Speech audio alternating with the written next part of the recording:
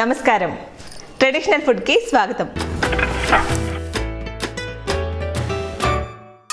సాంప్రదాయమైన వంటకాల్లో ఇవాళ ముద్దపప్పు చేసి చూపించబోతున్నాను. వాటికి కావాల్సిన పదార్థాలు ఏంటో ఒకసారి చూద్దాం. ముద్దపప్పు చేసుకోవడానికి కావాల్సిన పదార్థాలు: కందిపప్పు, ఉల్లిపాయ, ఎండుమిర్చి, వెల్లుల్లిపాయ, కరివేపాకు, కొత్తిమీర, ఉప్పు, పసుపు, పోపు దినుసులు, నూనె.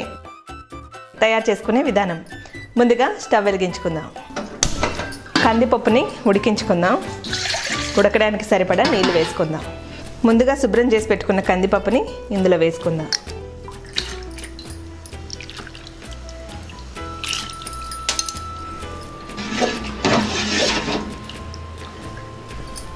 కొద్దిగా పసుపు వేసుకుందాం. పప్పు ఉడుకుతూ ఉంటుంది.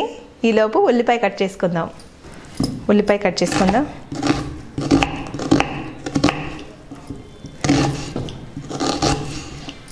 ఉల్లిపాయ కట్ చేసుకోవడం అయిపోయింది. దీన్ని ఒక బౌల్లోకి తీసేసుకుందాం. అలాగే కొత్తిమీర కట్ చేసుకుందాం.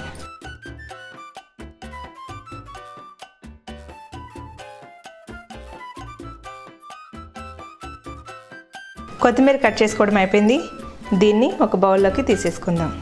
ఇప్పుడు పప్పు ఉడికిందేమో చూద్దాం. పప్పు ఉడికిపోయిందండి. దీన్ని మెత్తగా ఎనిపేసుకుందాం.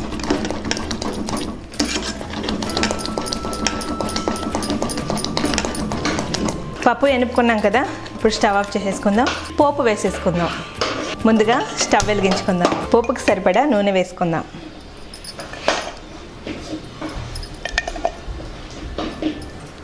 ఇందులో కొద్దిగా పోపు దినుసులు వేసుకుందాం. ఇందులోనే ఉల్లిపాయ ముక్కలు వేసేసుకుందాం. ఉల్లిపాయలు వేగాయి. ఇందులోనే వెల్లుల్లిపాయ రెబ్బలు వేసేసుకుందాం. వీటిని కూడా బాగా వేయించుకుందాం. ఇందులోనే ఎండుమిర్చి వేసుకుందాం.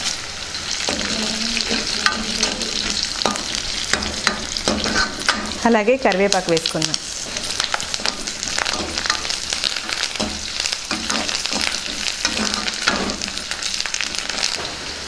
కొద్దిగా కారం వేసుకుందాం. అలాగే ఉప్పు.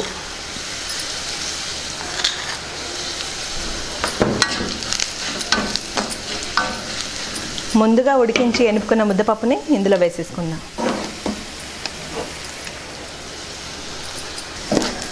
కొంతమంది ఇలాగే తినేస్తారండి. ఇలా కాకుండా పోపు వేసుకుంటే ఇంకా బాగుంటుంది. పోపు మొత్తం ముద్దపప్పుకి కలిసేలాగా కలుపుకుందాం.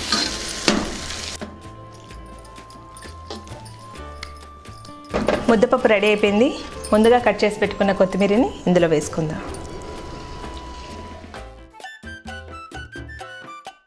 ఇప్పుడు ఒకసారి కలుపుకుందాం.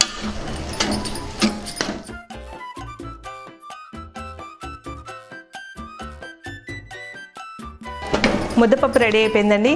ఎలా ఉందో టేస్ట్ చేసి చెప్తాను.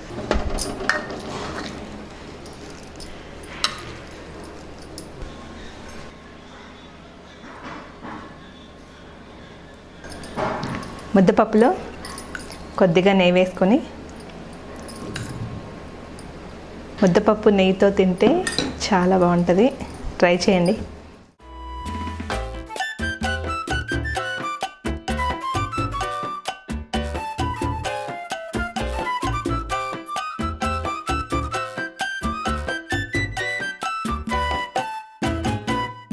ముద్దపప్పు నెయ్యి వేడి వేడి అన్నంలో వేసుకుని తింటుంటే చాలా అంటే చాలా బాగుంది.